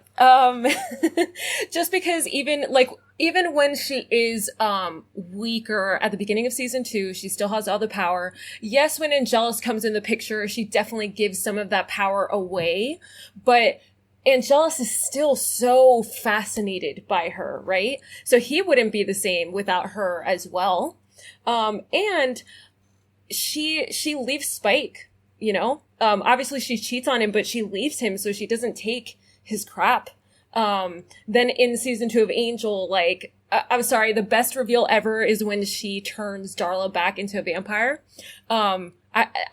My mouth was like dropped open. I never saw it coming, but like, and then we don't really see Drusilla after that, after she leaves. Sorry, spoiler for Angel. We might see her in other ways, but yeah, I feel like she's really independent too. Of course, Angel and Spike are such a big part of her life, but after she leaves Buffy, like, she's on her own. She can do whatever she wants, and I think that's great. Excellent. So, speaking of Anya, which we did not talk about right now, but we are going to segue into our demon woman, Anya. For 1,000 years, I wielded the powers of the wish. I brought ruin to the heads of unfaithful men. I brought forth destruction and chaos for the pleasure of the lower beings. I was feared and worshipped across the mortal globe, and now I'm stuck at Sunnydale High. Mortal. Child. And I'm flunking math. So her origins, and we first meet her in The Wish, and then we kind of see her more in Doppelgangland a little bit later on. But yeah, initial impressions of this character. Because at first, Heather says something really great that like sometimes we see they seem to be minor characters, and then they turn into major ones. So, going from, starting with you, Jess, what are your initial thoughts and impressions on Anya? Well, I love Anya as a character. And what's funny, too, is when I first saw her, and this is once again another pop culture reference, I was like, oh my god, that's the girl who played Brandon's boyfriend and girlfriend in 90210, and da-da-da. He was so, so I was Susan. remembering all that. Susan, right? Yeah. And so I was like, this, and I love it because she, the actress, sorry, I don't know her name, she plays women who are open-minded and speak their mind really well. And I love the character of Anya. I love that we got this vengeance demon who is just so frank and just so opinionated. And then I love that she became more of a character throughout the series. Because, I wasn't sure if we were going to see her again. And then she comes back, and then she's got this whole thing, where she's just like, I have this attraction to you, Xander, and I'm going to follow through with it. Because this is what I do, right? This is what humans do. I'm trying to figure this out. Right? Yeah. So it was interesting having her being a demon trying to figure out how to be a human again, and vice versa. Love that. How about you, Heather? I really liked her character in The Wish. She seemed savvy. She seemed to know that Harmony was a bimbo. And she didn't like how Cordelia was being treated by Harmony when Harmony thought she had the upper hand in the situation. And she was very human in that episode. She didn't express herself the way Anya does when Anya's in just being Anya. And, trying to cajole Cordelia to make the wish. Because she was clearly a vengeance demon at the time. And when it all got turned around and the power center was destroyed, and I thought, I wonder what's going to happen to this character, right? And when she came back as Anya, as Anya, the ex-vengeance demon, I thought, this woman is the id of every woman. She just says what she thinks. She blurts out her carnal desires. She has these dependencies on men that she's not afraid to express because that's who she is, right? Whether we agree with it or not as feminists, right? That's what she wants. She wanted Xander. She wanted, she was, what they say, 1,000-something years old. She, her name was Odd, and she had this husband that cheated on her. And can you imagine? Gender roles then, she was just property, like a chair, right? So maybe that's still there. She was never, and then she spent 1,000 years wreaking havoc on men. And then the minute she goes back to being human, she wants a man. So I don't know. It's this really odd dichotomy, but I love, at first the first time I watched Buffy through, I was very put off by her character. And Emma Caulfield is a brilliant actress. Thank you. And she's one of those ones that grew on me. And now she's one of my favorite characters. She's hilarious for one thing. Yeah. She's just, one of my favorite parts is when she's telling the joke during Restless. And she's so literal that she can't do the punchline correctly. And it's just stuff like that. Yeah. That's just a little, it goes further than just being a, kind of a pun, the kind of really thinky jokes that they tell. Gina? Similar thing. I feel like it took a little bit for her to grow on me. However, just the fact that she wanted to have sex with Xander so badly, I was like, this is awesome. A girl wants to have sex so badly. We need to see more of that, So that was really refreshing. And asked for it, right? Asks for it. Yeah, and asked for it. Exactly. Like Xander was the one that was less oh, sure. I don't know. That was always really put off by how forward she was. She was like, look, I have this desire for you. You clearly have this desire for me. Let's put A and B together and make this happen. I'm naked. Are you put off by this? You don't seem put off by it. You're right? And so he's just like, I'm not used to this. Yeah. And this is what, we love about Anya in the beginning. She has she's this positive representation for women of sexuality and wanting to have sex and own your carnal desires. But then we see over time she gets shot down. She's getting told, you can't be overt. You're always shocking to the other women in the Scooby Gang. Stop being this way, right? The tragedy of Anya's character. This is why I love her so much too, and I also feel sad for her because she starts off so strongly. And then you have this point through the series where she is trying to find her identity, and she's either was Olaf's wife, then she's D'Hoffryn's, a vengeance demon, then she's Xander's girlfriend, then she's the shop girl for Giles, and then she was going to be Xander's wife, and then she's no longer gets that opportunity to be Xander's wife, so she goes become a demon again. Then she realizes, can I just say, Xander. Yeah, right? Xander, right? And then she realizes that I'm the only one that likes Xander. And then she realizes that, and I feel so sad for her because she's like, I want my own identity. And that we, watching that episode Selfless, and she's like, I want to have my own identity. I need to find who Anya is, not as anyone, but me. Mm-hmm. And then she dies at the end of season 7. Like, you start to see, like, she's trying to find herself, and then she gets killed off. And you're like, why? Anya. Thanks, Josh. Again, with the id thing, though, Jess, like you said, she was always, held up by a man. Yeah. But her absolute forthrightness about sex and money just slays me. Just slays me that she, her whole obsession with the money. Like, the Monopoly game. Can I sell these children? Would you like to smell the money? Yeah. The money makes me feel better. Smell the money. Take these children for more money. Like, now I'm saddled with squalling pink children. Oh God. And again, to see a female character want sex and money so much, but she's not like a trophy wife or like what you think a woman that wants those two things are like, is like amazing. But she shows that she's smart in her own way too. Like when we see her backstory about, she's like, the villagers don't like me because I speak and I ask questions and I'm curious about things. And they're like, no, we don't like that. We don't want you to own that either. And then when D'Hoffryn meets her and he's like, hey, that's really cool how you turned him into a troll. Like, what? And she's like, oh, well, I did this and this. He's like, you're intelligent. Okay, I'm going to take advantage of this, and you make the perfect vengeance demon for me. And then we see this later on too when she becomes an ex-demon. And she's able to help the Scooby Gang because she knows all this knowledge and she shares all this information with them. So she's trying to find her way in her own right, being like, well, I have all this previous knowledge of how you deal with demons and how you can get rid of these things. Here's how it works. I do love that. I love that interjection that when people are suffering or they're finding out what they're being tormented by, and Anya's just like, oh, blah, blah, blah, blah, blah, and drops the knowledge about, she's like, oh yeah, the Eye of Beljoxis, blah, blah, blah, blah, blah, blah. All the unexpected moments where she has the inside track is fantastic. Mm-hmm. Yeah. And I do think it's fascinating that she was a vengeance demon, and then when she's not, she wants to find someone. I think that's really interesting. Maybe they could have delved into that a little bit more, but I feel like at least at that point, she doesn't think Xander's like a bad person. So why wouldn't she want to be with him? She was really only extracting vengeance like on men that are terrible, which are a lot, but still. Well, her first job, she was thinking she was going to exact vengeance on Xander, though. That's what's interesting about the whole thing.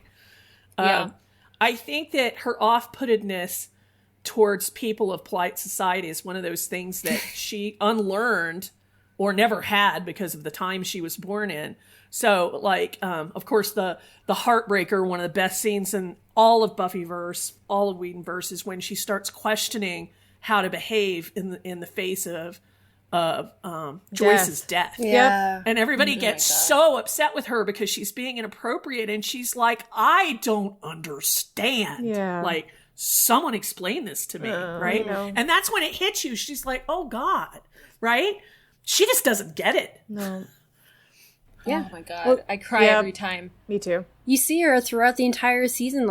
She's trying to understand what it is to be human and, but still be herself and still maintain her sense of identity. Right. But she, like you said, I think it was in this article, they talk about the episode Selfless, that Anya was so selfless to the point that she had no sense of self. So that so she was so dependent on the people around her, the male figures in her life, to keep her in check. Right. And so at the end of Selfless, when she's like, no, I choose myself.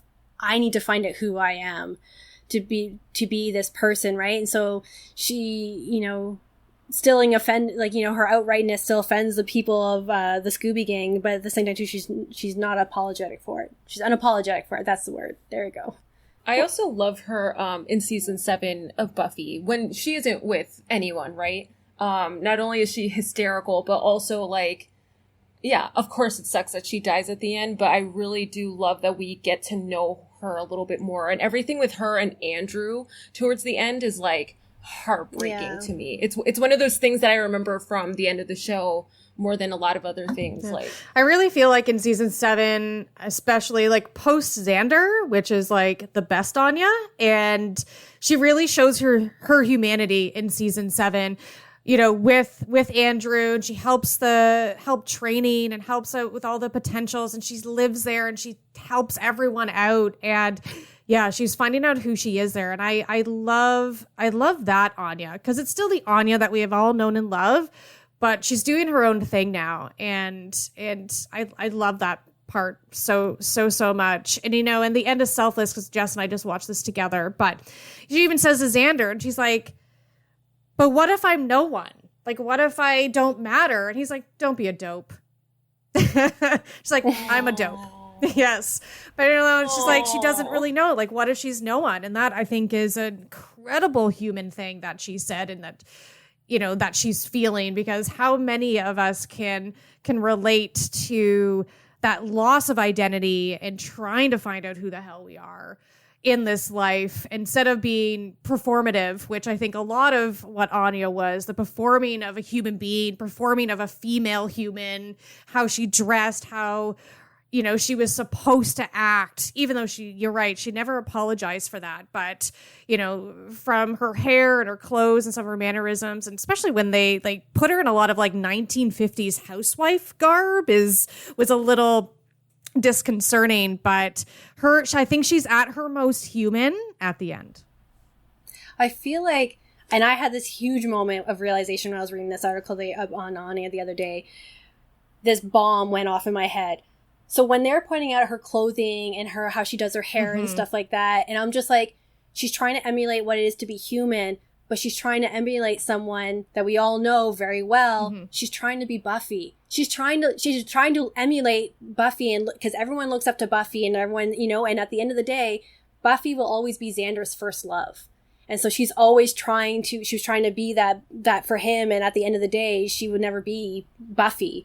And so she'll never be what Xander always wanted. And because Buffy, and in a way, you know, Xander was trying to make her into that way, you know, like, oh, you know, like, you don't act this way. You got to act more like this and be like Buffy. And she's like, I'm not Buffy.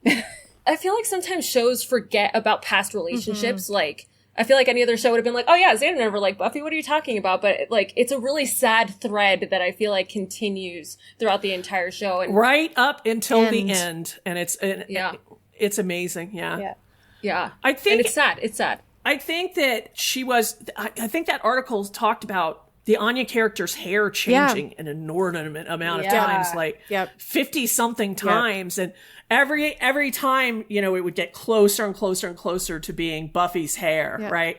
To the point that Sarah changed her hair because Anya kept copying her hair, right? Long and blonde. I remember that. That was Anya for a lot of, I think, season 6 into a bit of season 7, and then she cut it all off, got dark hair again. Another moment I really love, even though it's so messed up, but it's when her and Spike. Oh my goodness, that's a great. It's totally messed up. The comfort shag. Oh yeah. Yes. But again, it's very like she wants this. She made her decision. It's refreshing, and she doesn't apologize for it. And that happens. Yep. That happens. Yep. Like, that is a realistic thing. Like. Yep. Yeah. And Xander's, oh boy. Xander's his reaction is not great. Like, I get it would be very shocking to see that happen, like, over a camera and whatever. So you literally have to see it. And that would be really upsetting emotionally. But yikes. And she's just like, yeah, so what? It happened, you know? And I mean, I've talked about this, we've talked about this many times, but in the Whedonverse, you do not have casual sex. It doesn't end well. You don't consent to that. That is not a thing that you do. So, you know, for Xander, and he's like, oh God, I can't believe you did that. But also because it was Spike, who is an undead thing, never likes vampires. Well, and his moral posturing all the time just drove me crazy. Yep. You know, he left her at the altar. Yeah. He's got no say in what she does with herself anymore, and he has no right to be upset. Yeah. Like, the bigger reason he's mad is Spike is shagging all his women. That's what's going on. And vampires are shagging all his women. The undead. Yeah. And that horrible thing he said to Buffy, I guess you have to be undead to get any care from you. And I'm like, And he makes little slaps like that all the time. Throughout, you know. And it even comes back around like in season 7 when Buffy brings up the thing where he said, you know, is go kill him or whatever with Angel. Willow when she was I never said that. You know why? Because Xander freaking misrepresented what was said. Yep. I will say though, as messed up as it is that Xander left Anya at the altar, I'm also glad they didn't get married. So in a way, he was doing what's best for them. The way he went about it's awful. He should have never agreed to get married, or after he did, if he thought about it, he should have been like, actually, I'm not ready. But I'm also glad he didn't, because imagine how horrible like their life would have been if he went through with it. I don't know it would have been. I've never heard a convincing argument to why their marriage wouldn't work if he had just manned up. He loved her. Of course. I just don't think Xander was ready. He had, as a person. But he had so much unresolved stuff around Buffy. I don't think it would have ever worked. He had so much unresolved stuff around that. Mm-hmm. He had a lot of unresolved stuff about everything. I mean, he's been butthurt since season 2, so he's just like season 1. Season 1. Didn't want to go to the dance. Oh God. Okay, are we okay to move on to listener letters for sake of time? Woo, let's go. Okay, so now we're going to get into our listener letters. We have 2 of them. So this is the part of the show where we pass the microphone to all of you, our listeners, and we read the letters that you've been sending into us. So as a side note, if you have any comments or questions or topic suggestion or an amusing anecdote to share with us, please tweet it to us at theneverspodcast or send us an email at theneverspodcast@gmail.com, and we'll read it on an upcoming episode. And the first one is from one of our newest listeners, Christina. And Christina writes, Dear Neverites, it's been a fun month listening to your podcast while going on socially distant walks and other activities. And I'm really grateful to whichever one of you it was who told me that you guys existed and suggested that I listen for information on the Nevers. That's one big benefit I've had from not attending Constellation this year on Facebook. I don't have a lot of experience in podcasts, so I don't know if they all feel as direct as yours does, but the way that you guys speak makes a listener feel like we're in the room with you. Oh, thank you. Thanks. I love all your wacky theories about the Nevers and get a huge laugh how you guys usually say you're probably completely wrong about them. And I'm looking forward to the episode when Tyke finally says he has a Twitter account after a year of funny excuses why he doesn't. I know, about time, Tyke. I just finished listening to the episode on Whedonverse sidekicks, and I was really happy that you guys started off with Doyle, who, for my money, is one of the most underappreciated, probably because he was on for such a short time. Huge shame that, as I would have loved to see how things developed between him and Cordelia. Yes! Me too, because Angel Cordelia. Me too. Anyway. And how he continued to grow as a character. And as it is, it's amazing to see how much he did evolve in the short time that he was there. Kudos to the writing and acting. Completely agree with that. My question for you for the Monstrous Women episode: how annoyed are you by season 1 Darla? Talk about a massive difference to when we see her later on in Angel. They clearly hadn't decided that she was going to be this important figure with such a rich backstory when they started out, especially in the pilot. And her interactions with the Master just before the harvest, cringeworthy. In my mind, I kind of see these early episode Darla and later Darla as 2 different characters. Keep up the good work. I look forward to hearing more from you. Should be all caught up with the podcast in a few days, and then I'll dive into your website, and hopefully we will all get to finally discover the Nevers for ourselves in a few months. Mm-hmm. Hopefully, whenever that's coming out. And fingers crossed for some more awesome interviews. Ooh, saludos from Spain. Christina or Crazy Chris says, I'm following you on Instagram and Twitter. P.S. Since you're calling these letters, my original intention was actually to pull a pen and paper and send you a scanned handwritten letter. Oh, that would be so cool. Then I figured if I can barely read my own handwriting, it wouldn't be very nice to put you through that deciphering exercise. Thank you so much for that. Thanks so much for listening. You're amazing. Thank you. I have some Spanish in me as well. But yeah, it's like you read our minds. I feel like we definitely covered that in this episode. But I'm weird. I still like Darla in season 1. I like Darla in season 1 as well, but I don't think she's the same Darla that came on later. And I think that's absolutely right, because as with many of the characters, she wasn't envisioned in being a long-term investment. You know, they didn't even know if they didn't get a whole season, right? So they got 12 episodes to work it out. So, you know, they Joss likes to not leave loose ends, even if it's one season. So, and I feel like it's kind of like Angel and Cordelia, like they grow so much in the show Angel. So I think it's kind of okay that they're almost seem like different characters at first. Characters grow, you know? Yeah. Yep. Agreed. I also want to say Doyle. I love Doyle. I had such a huge crush on Glenn Quinn when he was on Roseanne. Oh, yeah. And when I heard he was going to be on Angel, I was super excited. He was one of my, teenage crushes, right? And the tragedy of Doyle and the tragedy of Glenn Quinn himself is just... I watch the show now, and I can't separate the two. And I feel the weight of whatever was going on in Glenn's life invested into his character of Doyle. Yes. Yeah. I agree with that so much. I understood why Joss had to write him. David Greenwalt had to get him off the show. It's understandable, but it's just so sad to me because if he had gone through can you imagine if he'd gone we wouldn't have gotten Gunn, but Yeah, I know. And that's the whole, he was my inspiration to write about the sidekicks of the Whedonverse and then do that episode because I started my rewatch of Angel and I was like, oh, Doyle, man. Like, he made such an impact for such a short stint that he had on that first season of that show. And he's unforgettable. And I agree with you, Heather. I find it very heartbreaking to watch that, knowing what happened with that actor. And that episode always makes me bawl where Cordelia and Angel, now it's just the two of them. God love them. And they're watching that video that he was helping Cordelia make. And he's like, that's it, right? Am I done now? And I'm just bawling. What's even worse is I believe about a season to a season and a half later when Glenn passed away, they put him in the credits. Yes. And I was just like, you know what I mean? Like the Whedonverse, we never forget. And we kind of touched on it a bit earlier, but like past relationships, there's always a thread. We'll never forget people before where they're going to always be mentioned. They're going to be important. It's just everything is important to the development of all of these characters and their stories.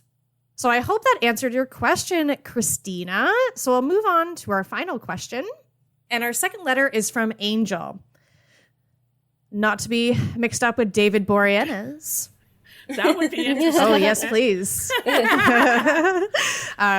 Angel says, I've been enjoying the random bits of info that you've been sharing on social media about Victorian England and now with female monsters from television and film. One of you made an interesting observation about Frankenstein's bride. While his first creation is quite monstrous and off-putting, his second creation, a bride for his first creation, was not as grotesque or monstrous as his first. Is this a case of men being horny, one-track-minded simpletons who can't think with anything other than their dumb stick?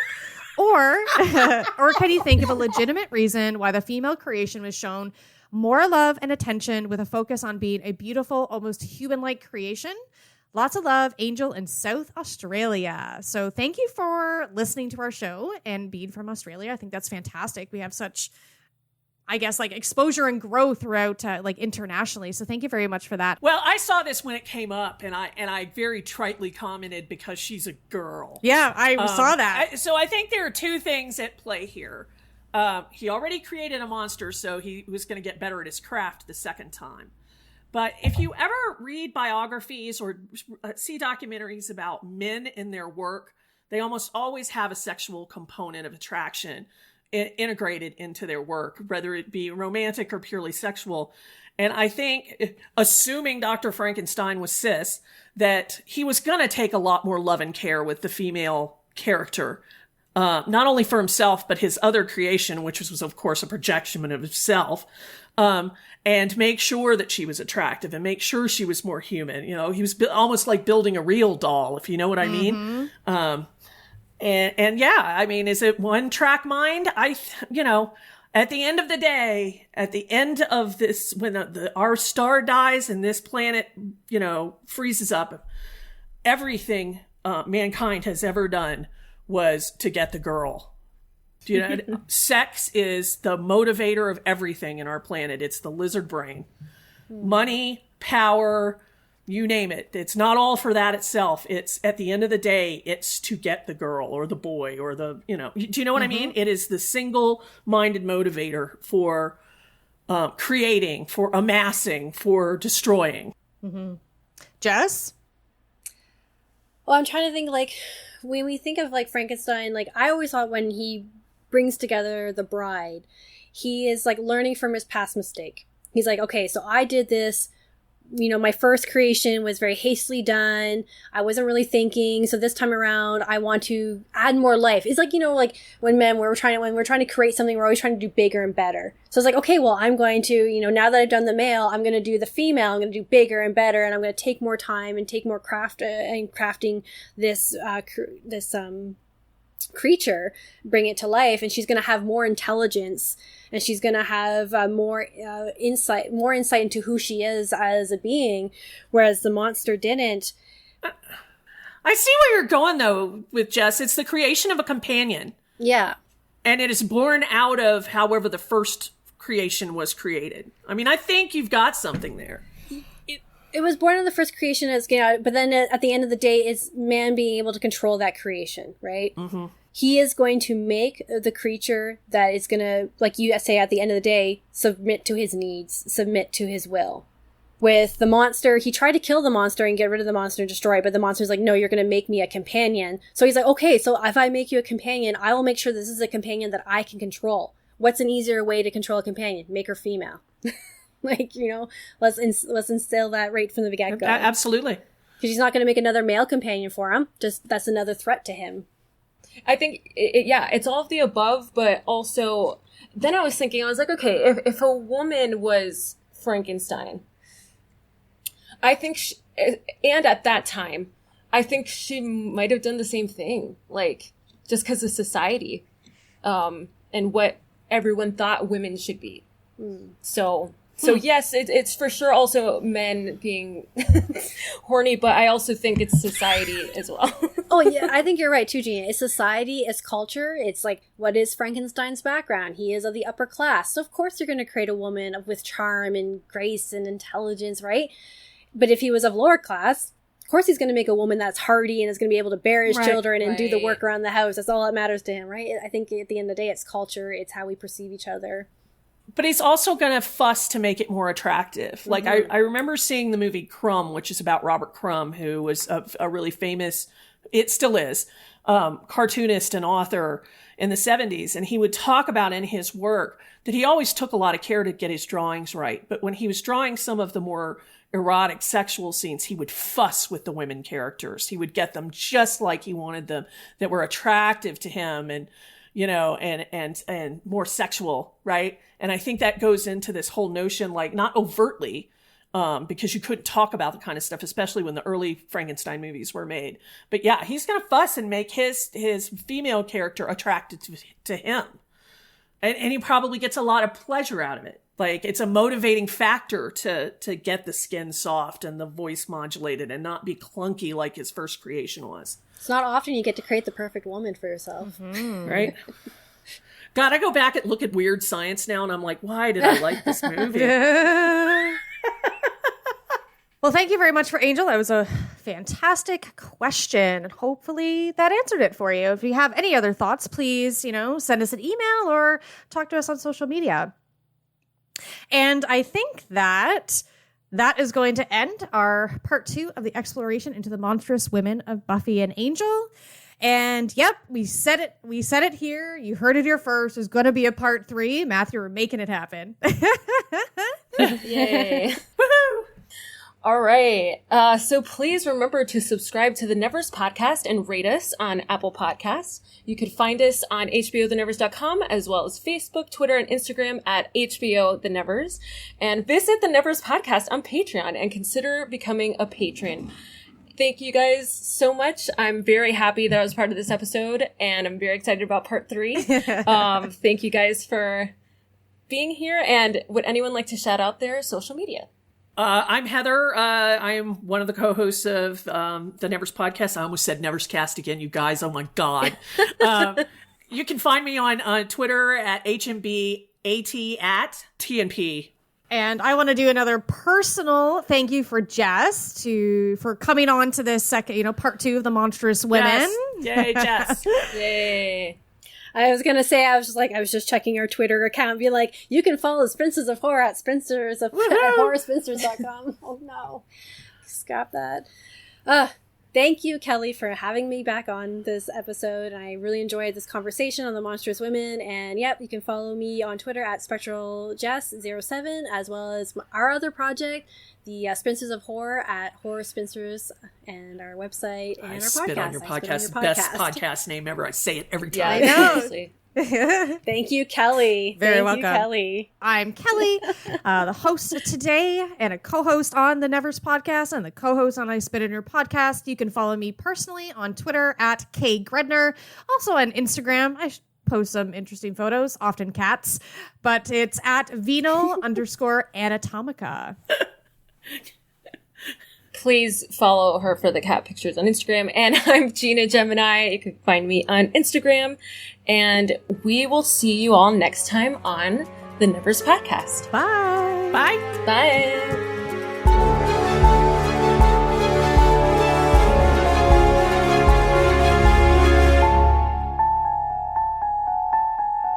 That was awesome. This episode of the Nevers Podcast was written and produced by Kelly Gredner and Matthew Yamanashi, and edited by Matthew Yamanashi at Culture Inject Studios. The intro and outro music was produced by Guilherme Moraes. We are more than just a podcast. We're a fan community. You can keep up to date on the Nevers and chat with other fans by visiting hbothenevers.com. You can also follow us on Facebook, Twitter, Instagram, and YouTube. Just search HBO The Nevers, all one word, and click that follow button. The Nevers Podcast is not endorsed by Mutant Enemy, Warner Media Entertainment, or any of its subsidiaries, including Home Box Office, HBO, and is intended for entertainment and educational purposes only.